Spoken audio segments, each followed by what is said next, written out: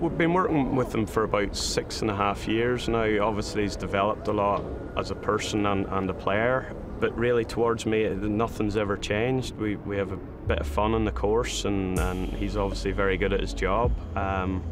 So really I haven't changed anything that I've ever done with him. He's been like a little brother to me over the last 6 or 7 years, you know, and to see him perform the way he is in these major championships is a dream come true for me, and you could never plan out what's happened, but we have a great relationship. It hasn't changed over the years, and that's what I really like about it. Since 2013, Northern Irishman Ricky Elliott has been right-hand man to world #1 Brooks Koepka. When they first teamed up, initially on a temporary basis, Koepka wasn't yet a mainstay in the world's top 100, but he's since blossomed into global golf's dominant force. Caddying for Brooks is probably one of the easiest jobs out here. He's no nonsense. He wants a number, wants to know how far he hits it, and he gets on with it.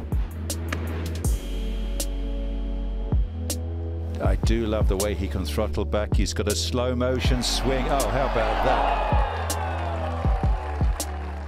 He keeps it very simple, which is what you're really supposed to be trying to do, and I try and keep it very simple with him. So, you know, the less information, the better at times, unless there's something very, very strange with a certain shot, you know, where I would call him off.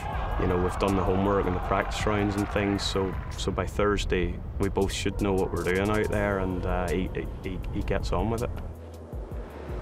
He still listens to everybody in his team, which is a massive trait, I think, as well, for a top quality athlete in any sport. And his laid-back approach, he takes it on board, he tries it, he generally doesn't get upset very much, which is sometimes works for players and sometimes doesn't, but for him, he's just about as easy as it comes when it comes to that. I mean, like, even to this day, if I even admit that I had the wrong club or I talked him into a wrong shot, he's going to go, well, that was on me as well. So I mean, I think that's for a guy that's at the top of his sport, in any sport, I think that says a lot about who he is. Elliott sensed he was onto a winner working with Koepka from the outset, but in a game as unpredictable as golf, you can't take anything for granted.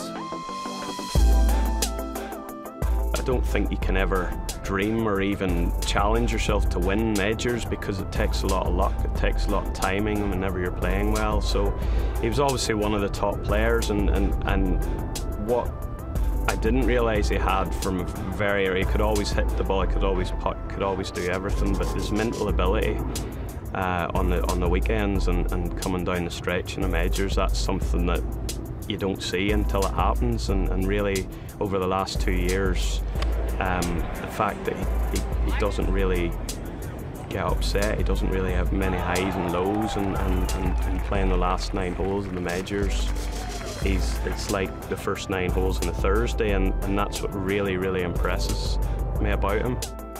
With an incredible 8 top 5s, including 4 victories in his last 12 majors, Koepka's become America's and the world's leading player. Yet he doesn't always get the credit he's due.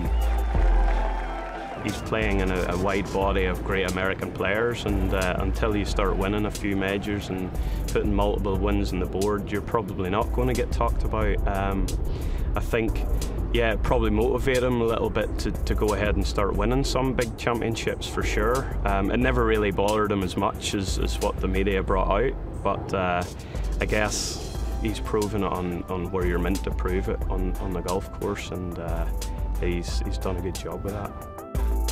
Each of Koepka's 4 major wins, 2 US Opens and 2 PGA Championships have been special for contrasting reasons, and Elliott has cherished them all. Obviously the first one's always going to be special at Erin Hills. Then the setup with the course was something, oh well, you can win one, but will you be able to win another? So Shinnecock Hills, to back that up, to go back-to-back US Opens, was probably the most special at the time. And then I think Bellerive, his 3rd major win, was special because he had his boyhood heroes chasing him down. Adam Scott has 208, perfect lie, clean shot at the flag. The gallery held the ball up from going down in the hazard.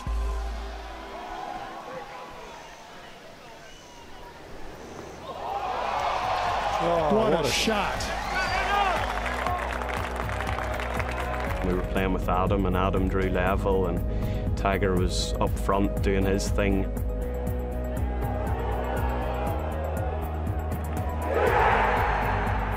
I think that was personally really special for him, going toe-to-toe with Tiger Woods and Adam Scott in a major championship scene. And I think probably, we haven't really talked about it, but I think that would be personally really satisfying for him.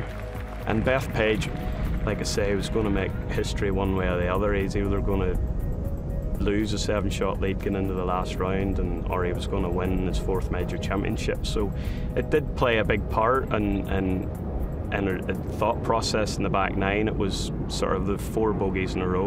We're both sort of scrambling, going, what's going on here? Dustin had obviously played a great round, so yet again, just to get over the line there on a different kind of circumstance was very satisfying.